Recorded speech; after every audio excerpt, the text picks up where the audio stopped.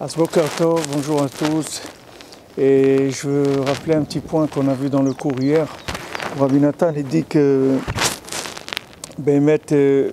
chacun, même si son corps est arrivé à le dominer complètement, jamais l'âme ne se soumettra au corps.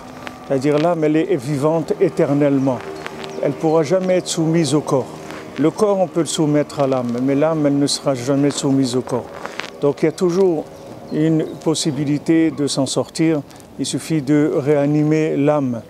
Comme une fois, il y avait un rave qui avait été dans une communauté et il avait parlé aux gens et il n'y avait personne, ça avait réveillé personne. Alors le rave, quand il est parti de la communauté, il a dit qu'est-ce que vous voulez? Quand on souffle, il faut qu'il reste des braises un petit peu allumées. Sinon, si on souffle sur des braises complètement éteintes, alors ça donne absolument rien.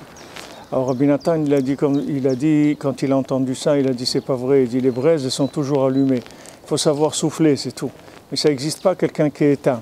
Une âme éteinte, c'est quelque chose c'est un pléonasme, ou je sais pas comment on dit ça, mais on peut pas dire quelque chose comme ça. Une âme éteinte, ça n'existe pas. Alors les gens, ils sont beaucoup plus angoissés de ne pas faire que de ne pas vouloir faire. Les gens, ils ont l'impression que quand ils ont fait quelque chose, ils ont réussi. Mais quand ils ont voulu faire quelque chose, ils n'ont pas réussi.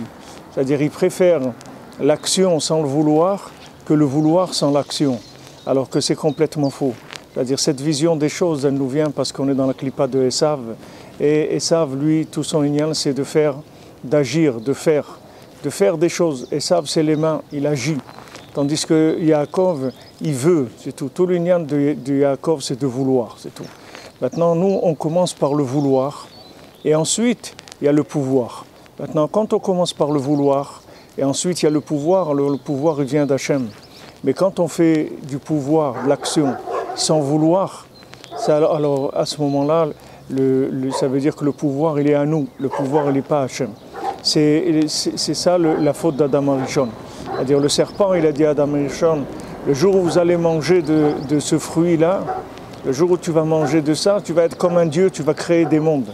C'est-à-dire il lui a fait ressentir le plaisir du pouvoir. Alors Hachem, il a fait que dans nos générations, on arrive à être faible jusqu'à ne pas arriver à faire grand-chose. Mais d'un autre côté, on a un vouloir comme il n'y a jamais eu dans le monde. Rabbi Nathan et Rabbeinu, il dit, il y a un vouloir extraordinaire dans le monde. Un vouloir, il y a des languissements pour Hachem, pour la vérité. Alors il faut avoir confiance que ce que Hachem il aime, c'est le vouloir. Parce que le vouloir, c'est ça qui prouve la sincérité de la personne. C'est pas l'action. Si quelqu'un il peut pas faire. Mais le vouloir, c'est ça qui prouve la sincérité. Tandis que si quelqu'un il fait sans vouloir, il n'a rien prouvé du tout encore. Il a fait quelque chose. Ok, il y a beaucoup de gens qui font des choses, mais il n'a rien prouvé. Il n'a rien prouvé par rapport à Hachem. Et la réparation du monde, elle va se faire uniquement par le vouloir. Comme le Zohar dit que les vêtements qu'on fait pour l'âme, pour le monde futur, les vêtements qui sont faits par le vouloir, ils sont beaucoup plus grands que les vêtements qui sont faits par l'action. Parce que le vouloir, c'est ce qu'il y a de plus élevé. Quand on veut, c'est ça notre niveau de sincérité. Tandis que quand on peut faire pour beaucoup de raisons. On peut faire pour réussir, on peut faire par pression sociale, on peut faire parce qu'on a peur, on peut faire parce qu'on veut s'intégrer, on peut faire parce qu'on a pris une habitude, n'importe quoi. Il y a beaucoup de raisons pourquoi on peut faire.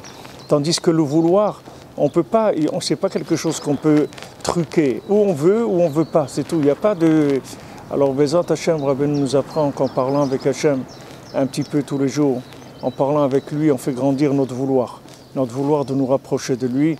Et grâce à ça, Bezrat Hachem, on arrivera à la Géoula Shlema pour tout le monde. Batzlacha, bonne journée.